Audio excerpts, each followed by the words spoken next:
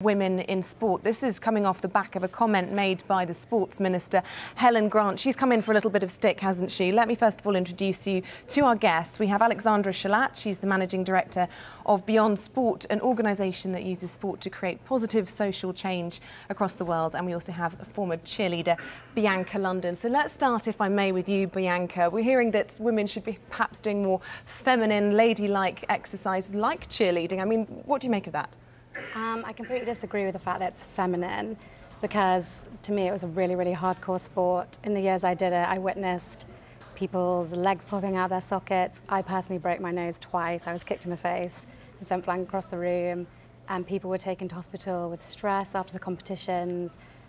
So I wouldn't really describe that as particularly feminine. I think people have this preconceived idea of cheerleaders running around with pom-poms, but I didn't even own a pair of pom-poms.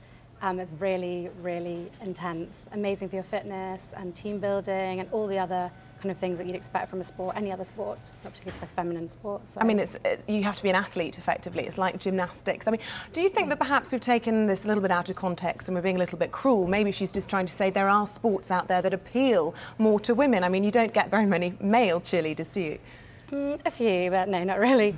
I think it has shed light on, you know, women getting involved in sport, which is good, but I found some of her comments rather patronising when she was speaking about some figure skaters, saying that they had lovely sequins in their hair and their socks, beautiful socks pulled up. And I think that actually shouldn't be focusing on that, it should be focusing on their ability, because when I was doing cheerleading, we weren't judged on our looks, we were judged on how high we could jump and how high we could throw people into the air, and our athletic ability, which is much more important. So, Alexandra, what do you make about that? I mean, this idea that whether you look radiant or feminine should be a measure of your success. Is that fair? No, but I do think that the comments were taken a bit out of context, and I do think that it has raised that higher level discussion about how do we get girls into sport and participating in all sports, and that should actually be the question. And whether it is cheerleading or gymnastics or ballet, which do have some feminine qualities to them, but it's more about how can we make all sports, whether it be tennis or cricket, football, actually appealing and feminine to girls, and how do we do that? And I think that we've come a really long way, but we still have a long way to go. I mean, Helen Grant, she said, didn't she, that we should take a step back and really ask women what they want and then give it to them. So here we are, three women talking about sport. What do you think women want? What do you think it will take to get more girls active and going out there and wanting to participate in exercise? Yeah, I think it's absolutely around role models, positive role models, and I think we've done really well, especially around London 2012, or even now around Sochi. We have women like Jess Ennis really coming up and being a woman and being incredibly successful, and that makes it very appealing. And I think that that's really what women want, are positive role models showing that it's cool to be very good at sport. I mean, Bianca, just play devil's advocate. I mean, do you think it is fair, there is a point at least to acknowledge that there is a physical difference between men and women? I mean, we aren't as strong. If you watch Wimbledon, for example, we can't serve as hard as, say, Andy Murray or whatever. If we're running the 100 metres in the Olympics, we can't run as fast. I mean, is there a fair distinction to be made between men and women when it comes to sport?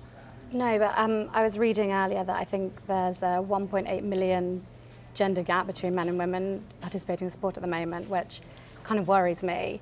But yeah, as you were saying, there's some incredible role models. For example, Jess Ennis was voted yesterday as the most inspirational famous face for under 25s. That's really positive that people are looking up to people like her rather than pop stars and actors.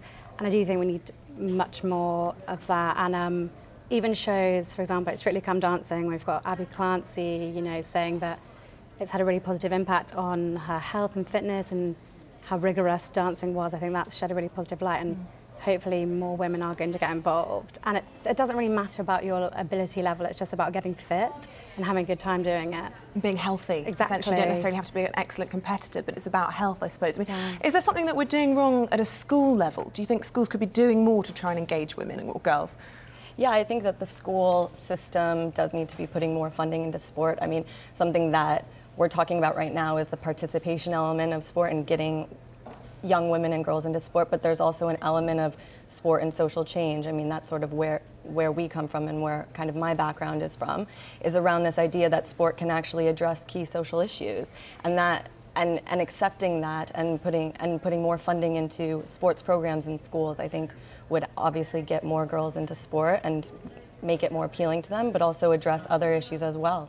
I mean, Think Beyond, the organisation that you work with, I suppose what you're arguing is that sport can change people's lives, not just in terms of their health and their fitness, but can bring them into focus to discipline, that kind of thing. Tell us a little bit about it. Absolutely. Well, Beyond Sport is an organisation that I still do advise and helped run for a few years, and now we started an offshoot called Think Beyond, which is looking more strategically on how various unique catalysts for change can address social issues. But sport specifically, and specifically what Beyond Sport does, is it promotes and celebrates this idea that sport can address very, very serious social issues such as conflict resolution, youth unemployability, gender equality, not just here in the UK, but across the world, and using sport as an empowerment mechanism and an education mechanism. And that's what we're promoting, and that's what we support. Bianca, you were talking about how it concerns you, the disparity between the number of women participating in sport and men. Do you think there is a case to be made, or do you think it is certainly a fact at the moment that even if there are sporty girls and women, once they get beyond that school or university stage where access to sport is kind of part of your curriculum, women don't participate in the same way that many men do? For example, a lot of offices have their own football team, and guys get together socially and they participate. I mean, I was very sporty at school and played in all the teams, but I don't play any sports anymore. How can you try and keep girls involved in sport as they go into adulthood? Because obviously that's so important when we're talking about health. We need to encourage much more teamwork, so local netball teams, etc. But there are quite a lot of those around, but we just don't hear about them. I think we need the media to get involved and shed more light on them. I mean, a lot of my friends didn't know that, for example, the British cricket team the female one won the Ashes. We've got an amazing GB netball team, but we just don't hear about them as much as, football and rugby teams. So I think that's really important as well. I think also something that Helen did raise, which was quite interesting, was sort of alternative sports and ways to keep fit and stay physical, which is really what we're talking about across the board, men and women, girls and boys. And she talked about Zumba and Pilates, and she didn't talk about Pilates, but these alternative ways of getting fit, and those are huge right now. I mean, you look at yoga and all of these different ways of staying fit, and I feel like that is really something that we should be looking at, because it's not just about continuing to play sport at a professional level after you leave university. That isn't really an opportunity for any of us, whether you're a man or a woman. So looking at those other elements is really interesting as well. Really good to talk to you both. Thank you very much. Thank you. Bianca London, a former cheerleader, and Alexandra Shalat from the Think Beyond organisation. Really good to hear your points of view. Thank you very much.